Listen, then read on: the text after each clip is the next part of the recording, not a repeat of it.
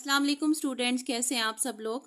अल्लाह पाक से आपकी बखैर व आफियत ज़िंदगी की, सेहत और तंदुरुस्ती वाली ज़िंदगी की दुआ करती हूँ मैं।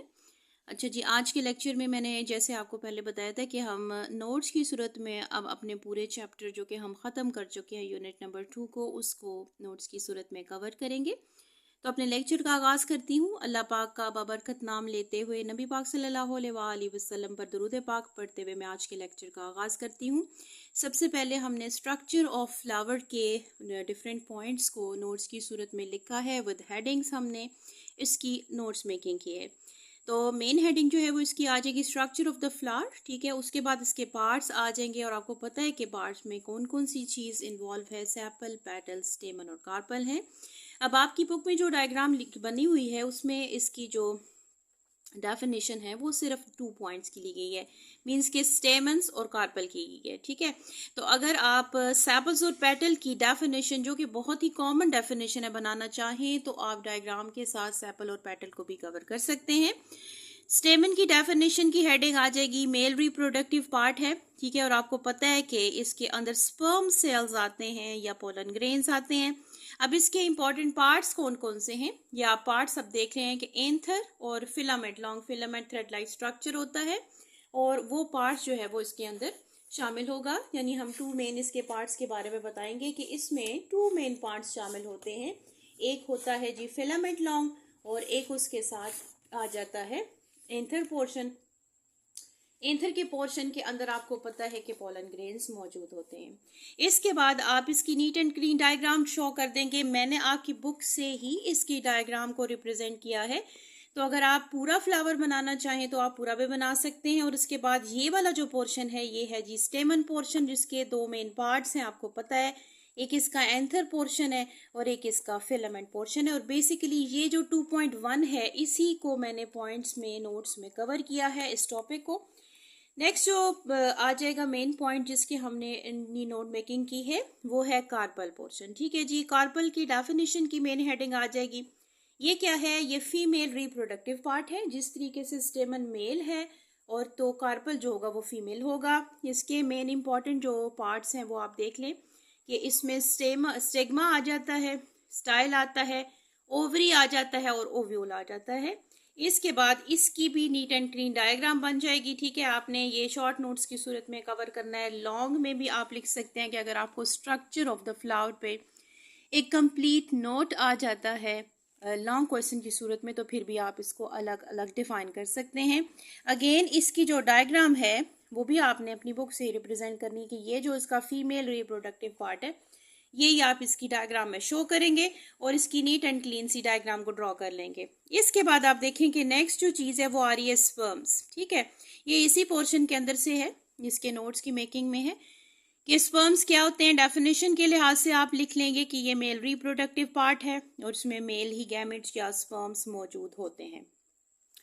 नेक्स्ट है जी एग्स क्या होते हैं, ओवा क्या है। इसकी डेफिनेशन आप लिख लेंगे कि ये फीमेल रिप्रोडक्टिव पार्ट है और इस फीमेल रिप्रोडक्टिव पार्ट में डेफिनेटली फीमेल गैमेट्स ही मौजूद होंगे और ये पोर्शन जो है वो एग कहलाता है या फीमेल रिप्रोडक्टिव पार्ट कहलाता है। अब बच्चों ये जो पोर्शन आपका है, ये जो मेन टॉपिक है, इसकी डेफिनेशन की सूरत में ये कवर हो चुका है।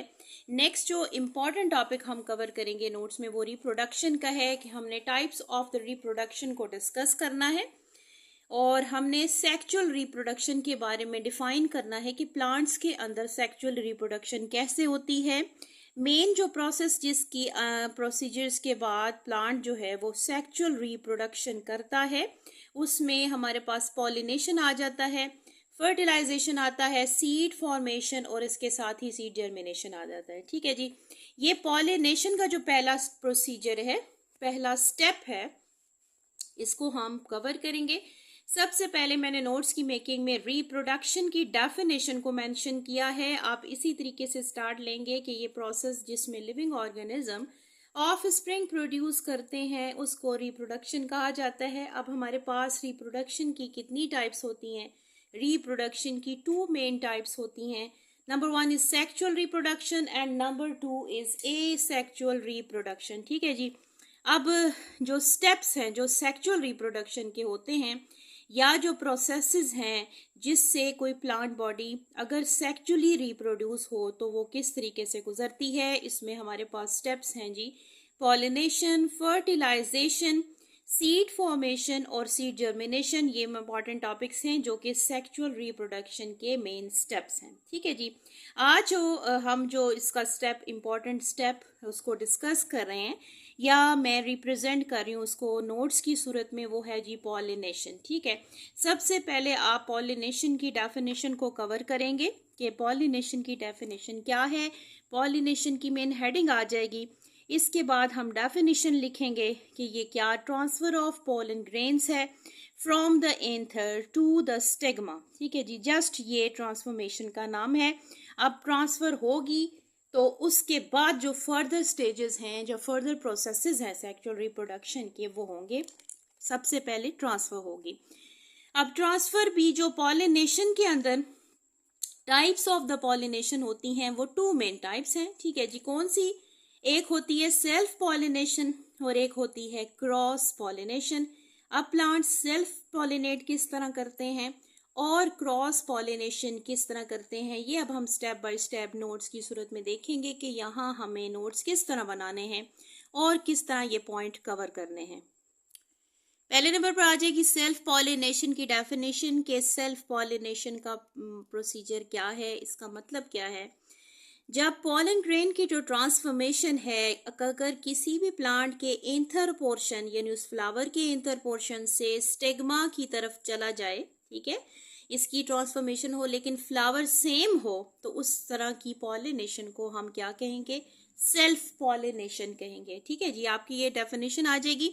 इसके बाद आप देख रहे हैं कि एग्जाम्पल्स में हम एग्जाम्पल कोट करेंगे कि इसमें पी, कॉटन और टोमेटो आ गया। बेटा मेरा नोट्स बनाने का मकसद ये है कि आपको ना सिर्फ इसमें से शॉर्ट पॉइंट्स कवर हो सके, जो आपके शॉर्ट जो क्या कहना है एमसीक्यूज क्वेश्चन में या मल्टीपल चॉइस जो ऑब्जेक्टिव पेपर में आते हैं, ना सिर्फ आप उन पॉइंट्स को कवर कर सकें बल्कि इसके साथ साथ आपके लॉन्ग क्वेश्चन भी प्रिपेयर हो जाएं। नोट्स की मेकिंग का एक मकसद ये भी है कि पॉइंट टू पॉइंट अगेन आपको हर एक टॉपिक की क्लैरिटी हो जाए और हर एक टॉपिक का जो कंसेप्ट है वो मज़ीद स्ट्रेंथन हो जाए ताकि आपको किसी तरह का प्रॉब्लम ना हो। तो आप अगर इसी पैटर्न पे काम करेंगे तो इंशाल्लाह हर एक टॉपिक के बारे में आपका जो कंसेप्ट है वो वेल बिल्ड होगा।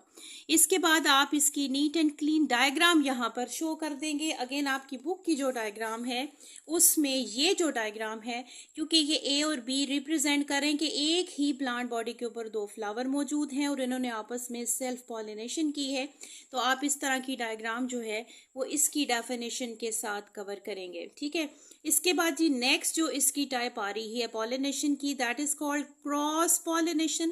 ठीक है, क्रॉस पॉलिनेशन का मतलब क्या है? ये पोलन ग्रेन की वो ट्रांसफॉर्मेशन होती है जिसमें किसी एंथर पोर्शन से किसी स्टेगमा के ऊपर पोलन ग्रेन्स फॉल करते हैं और ये किसी कोई भी दूसरा फ्लावर होता है, सेम फ्लावर नहीं होता। इस टाइप की पॉलिनेशन को हम क्रॉस पॉलिनेशन कहते हैं। ठीक है, और इसमें जो एग्जांपल्स कोट होंगी वो हो जाएंगी मेज, पपाया और रोज। इसके बाद आप इसकी डायग्राम को मेंशन करेंगे, क्योंकि ये पॉइंट नोट्स हैं इसलिए डायग्राम मेंशन करना जो ज़रूरी है। इसके बाद आप देख रहे हैं यहाँ पर, यानी सी में आपको जो नज़र आ रहा है ये क्रॉस पॉलिनेशन है, यानी यहाँ के फ्लावर ने इस फ्लावर के साथ अपनी पॉलिनेशन प्रोसेस को कवर किया है। यहाँ के स्पर्म सेल्स, यहाँ के पोलन ग्रेन्स फॉल हुए हैं किसी भी और फ्लावर के ऊपर। इस टाइप की पॉलिनेशन को हम क्रॉस पॉलिनेशन कहते हैं। ठीक है, अब बेसिकली पॉलिनेशन होती क्या है, इसी टॉपिक के लास्ट में डेफिनेशन है ठीक इसकी, कि पॉलिनेशन का जो प्रोसेस है एक्चुअली हो कैसे रहा है। सबसे पहले जो पोलन ग्रेन्स हैं किसी भी स्टेमन पोर्शन से निकलते हैं, ठीक है जी, वो उसके बाद वो वहां पर किसी स्टिग्मा के ऊपर फॉल करते हैं। अब स्टिग्मा फीमेल रिप्रोडक्टिव पार्ट है, यहाँ पर गिरने के बाद, फॉल होने के बाद पोलन ग्रेन जर्मिनेट होता है और एक पोलन ट्यूब को क्रिएट करता है। इस पोलन ट्यूब में 2 स्पर्म सेल्स या 2 मेल गैमीट्स मौजूद होते हैं। ये दो मेल जो गैमीट्स हैं फर्दर आगे फर्टिलाइजेशन के प्रोसेस में रीच करते हैं। एक जाकर ओवा या एग को मिल जाता है, दूसरा पोलर न्यूक्लियाई को मीट करता है। तो ये जो प्रोसीजर्स हैं ये तो फर्टिलाइजेशन में, लेकिन यहीं तक पॉलिनेशन का प्रोसेस कवर होता है। जस्ट इनका स्टिग्मा पोर्शन पर फॉल होना, उसके बाद पोलन ट्यूब का बनना, और पोलन ट्यूब का जो है ना इलोंगेट होकर ओव्यूल पोर्शन को रीच करना जो बेसिकली ओवरी के अंदर है, इस सारे प्रोसीजर को पॉलिनेशन कहा जाता है। अगेन इसके अंदर जो डायग्राम आप मेंशन कर सकते हैं, ये ट्रांसफॉर्मेशन लिखा हुआ भी है कि मेल गैमेट्स का फीमेल गैमेट्स की तरफ ट्रांसफॉर्मेशन होना, ये जो है ये फर्टिलाइजेशन को कवर करेगा। ठीक है, अभी आप इस टॉपिक के पॉलिनेशन के लिहाज से इसी पोलन ट्यूब का इलोंगेट होकर ओव्यूल को टच करना, ये पॉलिनेशन होगा। यहाँ तक ये आपको नजर आ रहा है कि दो स्पर्म सेल्स आए हैं, उन्होंने पोलन ट्यूब को इलोंगेट किया और इसके बाद यहाँ ओव्यूल के साथ वो जाकर अटैच हो गए हैं। Now this is the whole process of pollination. उम्मीद है कि नोट्स के बाद आपको मज़ीद ये टॉपिक कवर हो गया होगा, और जिस तरह की भी आपकी क्यूरी है इस टॉपिक से रिलेटेड वो भी मज़ीद क्लियर होगी। इंशाल्लाह नेक्स्ट लेक्चर में हम फर्टिलाइजेशन के इम्पोर्टेंट टॉपिक को कवर करेंगे। तब तक के लिए आपसे इजाज़त चाहूँगी। ज़िंदगी रही तो फिर मुलाकात होगी इंशाल्लाह। अल्लाह हाफिज़।